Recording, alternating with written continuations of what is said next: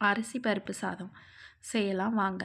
எண்ணெய் ஊற்றி கடுகு போட்டு காஞ்ச மிளகாய் போட்டு பொரியட்டோன்னு தட்டி வச்ச பூண்டு பல் ஒரு 5 6 சேர்த்துக்கலாம். அது நல்லா வதங்கட்டும், செவந்த கலராக வரணும். வந்ததுக்கப்புறமா கட் பண்ணி வச்ச 3 பெரிய சைஸ் வெங்காயம் சேர்த்துக்கலாம்.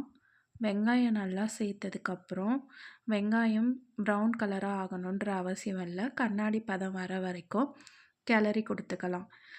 வெங்காயத்தை நல்லா வதக்கி விட்டதுக்கப்புறம் வெங்காயம் இந்த அளவுக்கு செவந்தா போதுங்க. இதுக்கப்புறம் தேவையான அளவு தக்காளி, உங்களுடைய புளிப்பு டேஸ்ட் எந்த அளவுக்கோ அதுக்கேற்ற மாதிரி கூட குறைய சேர்த்துங்க. நான் இங்கே 3 மீடியம் சைஸ் தக்காளி சேர்த்துக்கிறேன். தக்காளியை சேர்த்துட்டு நல்லா குழைவாகிற வரைக்கும் வதக்கி விடணும். தக்காளி வதங்கிறதுக்கு தேவையான அளவு உப்பு மட்டும் இப்போவே சேர்த்துக்கலாங்க. ஏன்னா தக்காளி அப்போ தான் சீக்கிரம் வதங்கி வரும். அதுக்கான உப்பு மட்டும் நான் இப்போ கொஞ்சமாக சேர்த்துக்கிறேன்.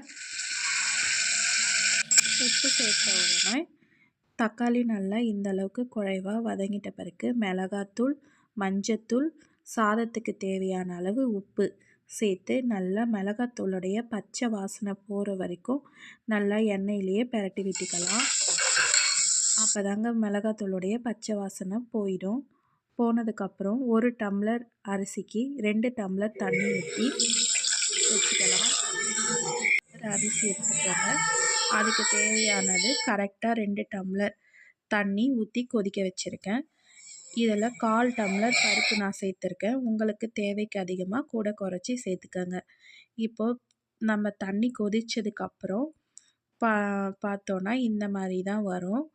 இப்போ நல்லா அரிசியை சேர்க்க வேண்டிய டைம் தாங்க.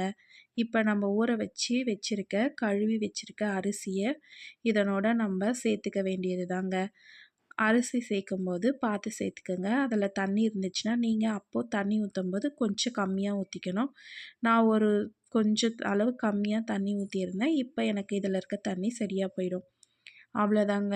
அரிசி சேர்த்து நல்லா கலந்து கொடுத்ததும் குக்கர் கேஸ்கட் போட்டு மூடி வச்சிடலாம். மூடி வச்சு சிம்மில் வச்சு ஒரு 2 விசில் கொடுத்தீங்கன்னா போதுங்க. இப்போ ப்ரெஷரெல்லாம் ரிலீஸ் ஆகிடுச்சு. இப்போ திறந்து பார்க்கலாம் வாங்க. திறந்தால் இப்படி தாங்க இருக்கும். இப்போ தேவையான அளவு கொத்தமல்லி தழை சேர்த்து கலந்து கொடுத்துக்கோங்க. சாதம் குழையவும் இருக்கக்கூடாது, வேகாமையும் இருக்கக்கூடாது. இந்த பக்குவம் சரியான பதம். இந்த மாதிரி செஞ்சு சாப்பிட்டு எப்படி இருக்குன்னு கமெண்ட்ஸில் சொல்லுங்கள். நிஜமாகவே சொல்கிறேன், அவ்வளோ சிம்பிள் அண்ட் டேஸ்டியான ஃபுட்டுங்க. சீக்கிரம் செஞ்சிடலாம். சாதத்துக்கு அப்பளமுக்கும் அவ்வளோ சூப்பராக இருக்கும். ட்ரை பண்ணி பாருங்கள்.